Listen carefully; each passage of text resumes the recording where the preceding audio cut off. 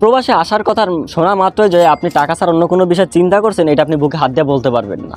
না ভাই, বলতে পারবেন না। কারণ যখনই আপনি প্রবাসের কথা শুনছেন, জাস্ট আপনি টাকার কথা চিন্তা করছেন। এই কারণেই বাঙালিরা বেশিরভাগ বিদেশে এসে ধোঁকা খায়। আমি আমার এই 4 মাসের যত অভিজ্ঞতা দিয়ে আমি বলতে পারি, সবথেকে বেশি প্রতারণার শিকার হয় বাঙালি। কারণ বাঙালি 2 ধরনের হয়, এক হলো প্রতারক, বাটপার, চিটার, আর এক হলো সহজ সরল ব্যক্তিরা কী করে, যখন দালাল তাদের একটা জবের অফার করে, বিদেশের কথা বলে, তারা তাদের কথা মতন মেনে যায়, কিন্তু চিন্তা করে না কাজের কথা। আপনাকে যখন দালাল বলে আপনাকে বিদেশে এনে 5 স্টার রেস্টুরেন্টের ওয়েটার হিসাবে দেবে, তখন আপনি জবের কথা চিন্তা করছেন যে 5 স্টার রেস্টুরেন্টে ওয়েটার কী কাজ করে, আদৌ কি ওইটা আমার দ্বারা সম্ভব কিনা? চিন্তা করে না। আপনাকে জাস্ট বলছে 1800 রিয়াল মাসিক স্যালারি, ওভারটাইম আলাদা আছে, থাকা খাওয়া কোম্পানি বহন করবে। 1800 রিয়ালে বাংলাদেশে 50,000 প্লাস হয়। আপনি তো অনেক টাকা, বর্তমানে 2 মাস গেলে 3-4 মাসে আমার দেনা শোধ, তারপরে তো আমি কোটিপতি হয়ে যাবো, অনেক টাকার মালিক হয়ে যাবো। আসার পরেই তো ধোঁকা খান, প্রতারণার শিকার হন। আমি একজন অটোরিকশা চালক, আমি একজন রিক্সা চালক, আমি একজন দিনমজুর। আমি এখন বিদেশে যাব, আমার নাই ইংলিশ ফ্লুয়েন্ট ল্যাঙ্গুয়েজ, আমার নাই আরবিক জানা, আমার নাই বডি ল্যাঙ্গুয়েজ। আমাকে কিভাবে তারা 5 স্টার রেস্টুরেন্টে দেবে? এটা একটা ভাবার চিন্তা না? আপনি যদি দেশে বসে এটা ভাবেন, তাহলে কি আপনার সাথে প্রতারণা হতে পারে? কখনোই না। আমি 5 স্টার রেস্টুরেন্টের আপনার থালা বাসনেরও একটা ল্যাঙ্গুয়েজ আছে, কীভাবে রাখতে হয়, কীভাবে কী করতে হয়, বুঝতে হয়। তাদের ওয়েটারকে হতে হয় অনেক স্মার্ট হতে হয়, ওয়েটারকে ইংলিশ ফ্লুয়েন্ট জানতে হয়, অনেক ক্ষেত্রে আরবিকও প্রয়োজন হয়। আমার ক্ষেত্রে সব কিছুই নাই, আমি কিচ্ছু জানি না ভাই, কোনো ভাষা জানি না। আমাকে ওয়েটার দালাল বলছে যে আমাকে বিদেশে নিয়ে 5 স্টার রেস্টুরেন্টের ওয়েটারের বিষয় দেবে, অ্যান্ড আমি বেতনের কথা শুনে রাজি। হ্যাঁ, আমি 5 লাখ কেন, আমি 5.5 লাখ টাকা দেবো তোমাকে, আমাকে নিয়ে যাও বিদেশে, একবার নিয়ে যাও বললে। তো বিদেশে আইসে যখন আমি দেখতে আসি, ভাই না, এটা তো আমার দ্বারা সম্ভব না, আমাকে তো এই কাজটা দেয় নাই, আমাকে তো এই কাজটা দেয় নাই। তোমাকে দিবে কিভাবে ভাই? তোমাকে দিবে কিভাবে? তোমার মধ্যে তো সেই কোনো কিছুই নাই, অভিজ্ঞতা নাই, কোনো কিছুই নাই যেটা ওইটার রিকোয়ার আছে ওই জবের জন্য। তো তোমাকে দিবে কেমনে? দালাল তো প্রতারণা করছে যে তোমাকে এই কাজটা দেবে। প্রতারণা বলছে যে দালাল তো একটা ব্যবসায়ী, সে তোমার দিয়েই তো ব্যবসা করবে। তোমাকে তো আবিজবি বইলেই তো বিদেশ আনবে, তুমি বিদেশ না হলে তো সে লাভ করতে পারবে না। তো এই জন্য তো তোমাকে যা খুশি বলবে।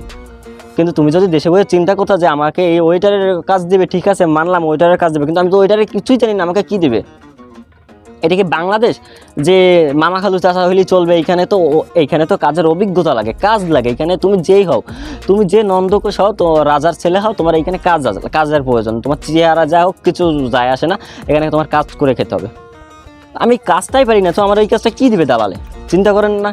চিন্তা করলে তার প্রতারণার শিকার হন না। এই জন্যই বাঙালিরা বেশিরভাগ এই বিদেশে এসে প্রতারণার শিকার হয়। যখন দালাল তাদের একটা কাজের কথা বলে, তখন তারা এই কাজের কথা চিন্তা করে না যে আমাকে এই কাজের কথাটা বলতেছে, আদৌ আমি কি এই কাজটা করতে সক্ষম কিনা, বা এই কাজটা আমাকে দিয়ে হবে কিনা, এই কাজের কথা চিন্তা করে। এই হলো নাম্বার 1 টপিক, যার কারণে প্রতারণার শিকার হয়। নাম্বার 2, কোনো রিসার্চ ছাড়া তারা বিদেশে চলে আসে। রিসার্চ ছাড়া বলতে, যে দেশে আপনি আসতেছেন ওই দেশের বর্তমান অবস্থা কী, পরিস্থিতি কী, বা যে কোম্পানিতে আপনাকে নেওয়ার কথা বলতেছে ওই কোম্পানি আদৌ কি এক্সিস্ট করে কিনা।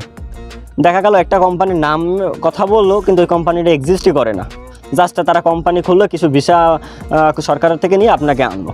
এটাও হতে পারে না। সো যখন আপনাকে একটা কোম্পানির কথা বলবে, আপনি জাস্ট গুগলে যান, সার্চ করুন কোম্পানিটা। ওইটা যদি ইন্টারন্যাশনাল কোম্পানি হয় তাহলে গুগলে থাকবে, এটা মাস্ট, গুগলে থাকবেই যদি ইন্টারন্যাশনাল কোম্পানি হয়। ইন্টারন্যাশনাল কোম্পানি না হলে থাকবে না।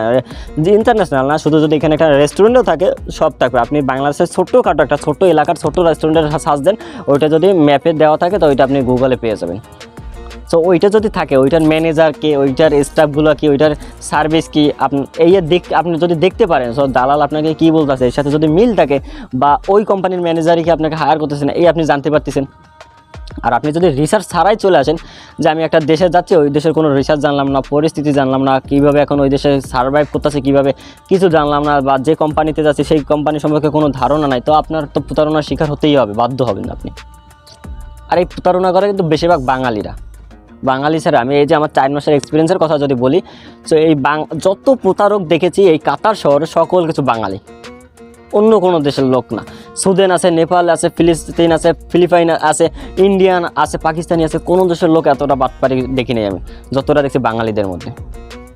সব বাঙালিদের আইনে এখানে তাদের খুব দামি দামি কোম্পানির কথা বলতেছে, এসির মধ্যে কাজ, তোমার 8 ঘন্টা কাজ, এত টাকা স্যালারি, অনেক টাকা স্যালারি, থাকা খাওয়া কোম্পানি, আসার পরে তাদের সাইডা দিচ্ছে, কার্ড একটা কইরা দিচ্ছে, তারা তোমরা তোমাদের মতন থাকো খাও, কোম্পানির নামগন্ধ নাই, কাজকর্মের নামগন্ধ নাই। 6 লাখ টাকা থেকে বাংলাদেশ থেকে ঋণ করিয়া 5 লাখ টাকা ঋণ করে আসছে, তাদের মাথা চিন্তা এখন হাত পড়ে গেছে মাথায়, তারা এখন কি করবে? তারা তো বাংলাদেশে যায় যে কাজ করে খাবে, এটাও তো অবস্থা নাই। কারণ যে 5 লাখ টাকা ঋণ করেছে ওইটা তো বাংলাদেশে যায় তার পসিবল না অত সহজে 5 লাখ টাকা ঋণ পরিশোধ করা। চিন্তার বিষয় না? চিন্তা তো করার বিষয়। অনেকে আসছে 2-3 মাস থাইকে চলে যাচ্ছে, মানে নতুন এসে কোনো কাজকর্ম দিতে পারতেছে না। এটা তো তারা প্রতারণার শিকার হয়েছে ভাই, তাদেরও এইভাবে বলছে, অনেকের বলছে মসজিদ ক্লিনার হিসাবে বা 5 স্টার রেস্টুরেন্টের কাজ কথা বলছে, অনেকে বলছে অনেক কোম্পানির কথা, এসির মধ্যে থাইকে আপনার এত টাকা স্যালারি। আসার পরে দেখে কি মোদিরই খুঁজে পায় না, তিনি কোনো কোম্পানি খুঁজে পায় না, যে আইডি কার্ডটা আকামা কার্ডটা বানাবে এটাও খুঁজে পায় না। প্রতারণার শিকার তারা, লেবার কোডে মামলা করে তারপর আইডি কার্ড বানানোর পরে 2-3 মাস কাজ করলো, কোনো স্যালারি পেলো না। আবার এই যারা কাজ করলো, যে মুদিরের আওতায় কাজ করলো, তারা কিন্তু বাঙালি মুদির, তাদের বাঙালি মুদিরের আওতায় কাজ করে কিন্তু কোনো বেতন পেলো না। না পাওয়ার পরে দেশ থেকে কিছু টাকা এনে এই যে 6-7 মাস রুমে ভাড়া দিয়ে খাবার খরচ দিয়ে আর পোষায় উঠতে না পারলে দেশে ফেরত যাচ্ছে।